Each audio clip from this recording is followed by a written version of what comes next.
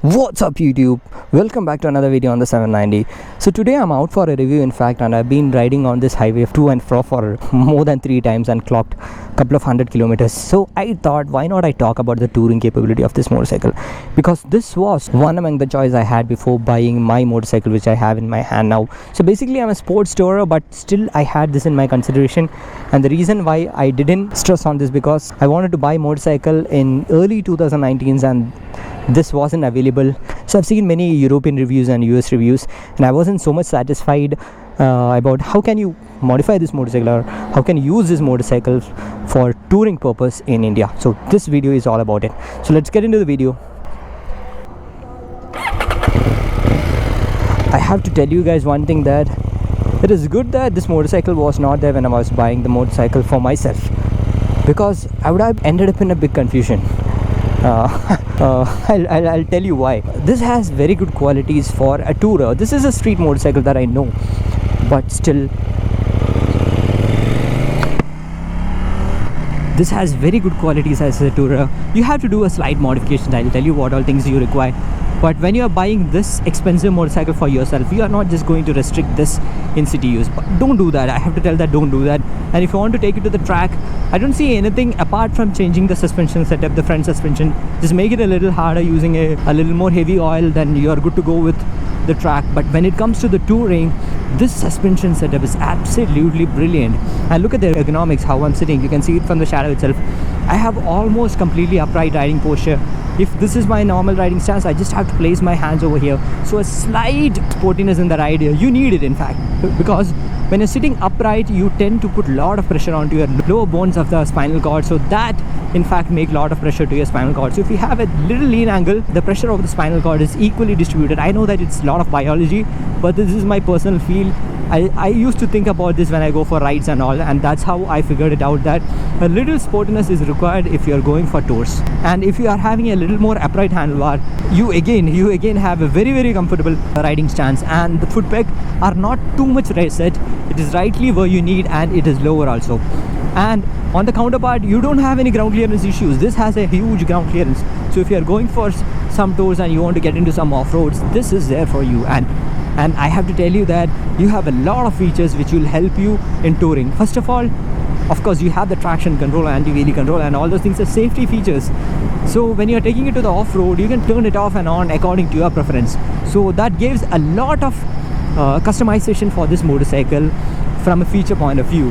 And apart from that, you should see the way this motorcycle is designed in the taller gears. Like very easy, even though I'm in the sport mode now, it has enough punch. The cruising speed on this motorcycle is 160. Okay, I have to tell you that the cruising speed, the speed where the 6th gear start kicking is 160 km/h. This is like nothing.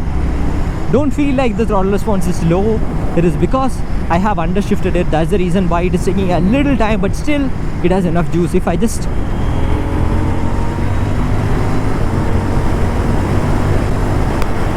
this should have been the ideal shift. And the best part is you have the quick shifter and the auto blipper, where you save a lot of time and energy with shifting, because if you constantly use your left hand for your shift in these kind of conditions, that's what makes you tired. I know that I'm using a motorcycle without a quick shifter. So if you are on a highway and it is a little bit congested, you have to shift the gears. You see that in these kind of conditions you have to shift a lot.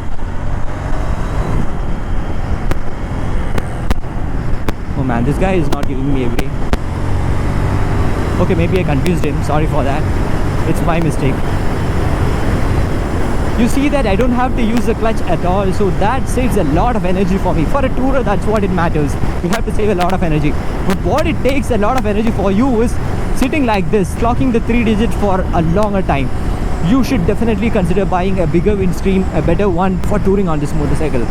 In fact, I told you that I'll be confused if this motorcycle was there when I was buying my motorcycle. But if the adventure version of this was there back then, okay, then probably I would have gone for it, because that is what everyone needs, man. You have ample power, you have enough of electronics, you have the best of the ergonomics, you have an enjoying motor, plenty of ground clearance, you take your motorcycle everywhere. And on this motorcycle, it's a little taller, but it doesn't matter for you if you're going on a highway tour or be in the off-roads. You should know how to use the throttle in off-roads, because it's not the height matters when you go for off-road. It's the knack that it gets for you after riding for a long time. It gets to you, don't worry about it. You will get it eventually after riding for a long time. And there is enough space for your butt, okay? The butt room is like too good. I'll just stop and show it to you. See that? The sweetest auto blipper. I didn't had any issue using that auto blipper, okay? Not even once it gave me any bad feeling or any glitches until now. So you see that this portion of the seat you can use it while city use, but this portion is really good for touring. And to an extent I'll tell that on highway rides your pillion will be comfortable. Don't worry about the exhaust now, because once your vehicle is moving, then don't worry about the heat and all, because it cools down, no problem. Only one problem which I see is the luggage carrying capacity. I'm a little disappointed with it. I cannot do anything with it because it's a street motorcycle. If it's an ADV, then yes, you have ample things to do, but I have a solution for you. I'll tell you that anyway, you cannot use a magnetic tank bag or a normal tank bag because the tank itself is really small. The tank size is good, I'm pretty much okay with it, but multiplied with the mileage, the tank range is not that impressive, but okay, again, not a touring motorcycle. You can use these two screws, okay, these two and these two screws to make a saddle stay. You need a saddle stay here to keep your panniers or your saddlebags from touching the exhaust. And that's all. I don't have anything else to tell. Look at the motorcycle. The power is like very sweet. It has everything. You can just disappear from any squid which comes to you for a open race on this kind of an highway. I have faced it many times.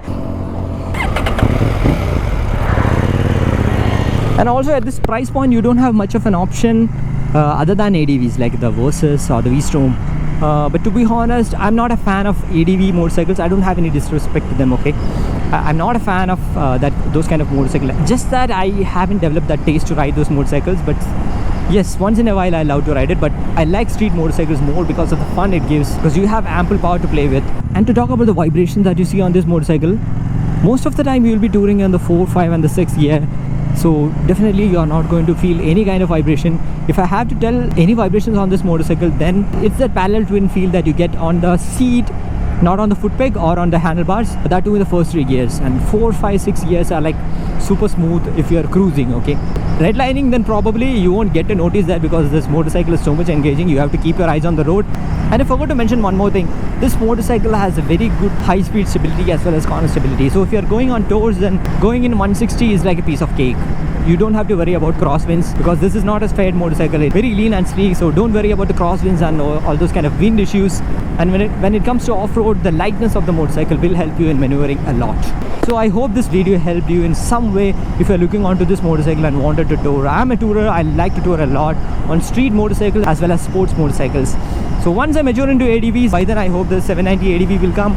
So before that, the 390 ADV is coming in, and yes, you can expect a video from me about that also. So if you have any questions on this motorcycle or on the 390 ADV, comment down in the comment section. And as always, show some love in the form of likes and comments. See you in the next video. Until then, bye bye.